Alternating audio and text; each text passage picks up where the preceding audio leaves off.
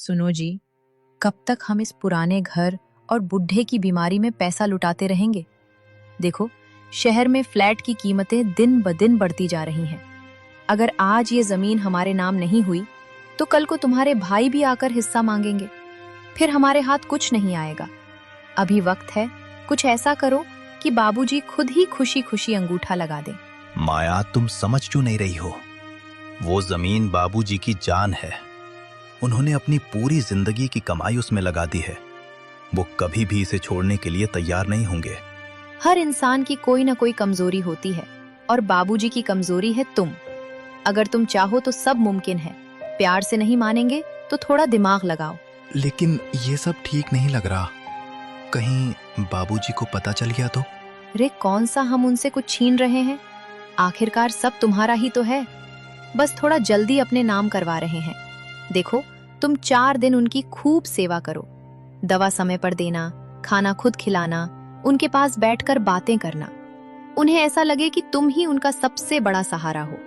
कल पूरी तरह पिघल जाए तो किसी दिन पेंशन या बैंक के बहाने कागज ले आना। कहना कि ये जरूरी कागज है, बस औपचारिकता है। वो बिना पढ़े ही तुम पर भरोसा करके अंगूठा लगा देंगे। सुनील, पता नहीं मैं सही कर रहा हूं या गलत, लेकिन अगर अभी कुछ नहीं किया तो आगे बहुत पछताना पड़ेगा। यही समझदारी है। वक्त पर लिया गया फैसला ही इंसान को आगे बढ़ाता है। बस याद रखना, भावनाओं में बहकर मौका मत गवाना। कोशिश नहीं, काम पूरा करना है। पवन, मैंने सुना है शहर वाले बिल्डर गांव की जमीन के करोड़ों दे रहे हैं। ये बुढ़ा तो इसे दान करने की सोच रहा है। क्या हमें सड़कों पर आना है? अभी मौका है, सेवा का नाटक करो और सारी वसीयत अपने नाम करवा लो। ठीक है रागिनी, आज से मेरा व्यवहार बदल जाएगा। नेकीराम जी को लगेगा कि उनका बेटा सुधर गया है। और फिर शुरू हुआ ममता का नाटक।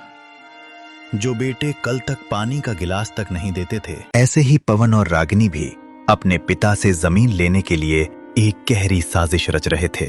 आज वो अपने पिता के पैर दबा रहे थे। रामलाल और नेकीराम को लगा कि शायद भगवान ने उनकी सुन ली। रामलाल का घर। सुनील उन्हें बढ़िया खाना खिला रहा है। बाबूजी, आप आराम करो, आपके कष्ट अब मेरे हैं। नेकीराम का घर। पवन उनके लिए नई धोती लाया है। बापू, मुझे अपनी गलती का एहसास हो गया है। कुछ दिनों बाद दोनों बेटे अपने अपने पिता के पास वही पेंशन वाला बहाना लेकर जाते हैं। सुनील रामलाल से, बाबूजी, बस यहां अंगूठा लगा दीजिए। सरकारी वकील ने कहा है कि इससे आपकी बुढ़ापा पेंशन पक्की हो जाएगी और ये घर भी सुरक्षित रहेगा। रामलाल बेटा, तू खुश है तो मैं कहीं भी अंगूठा लगा दूंगा।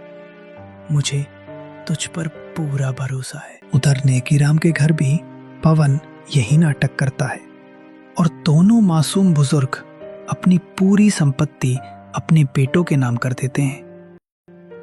जैसे ही कागज हाथ में आते हैं, बेटों और बहुओं के चेहरे से नकाब उतर जाता है। मूसलाधार बारिश हो रही है। चलो अब बाहर निकलो। ये घर मैंने बेच दिया है। अब हम शहर जा रहे हैं। वहां तुम्हारे लिए कोई जगह नहीं है। रामलाल बेटा, ये क्या? अभी तो तू पैर दबा रहा था। वो तो अंगूठा लेने का नाटक था बुढ़े।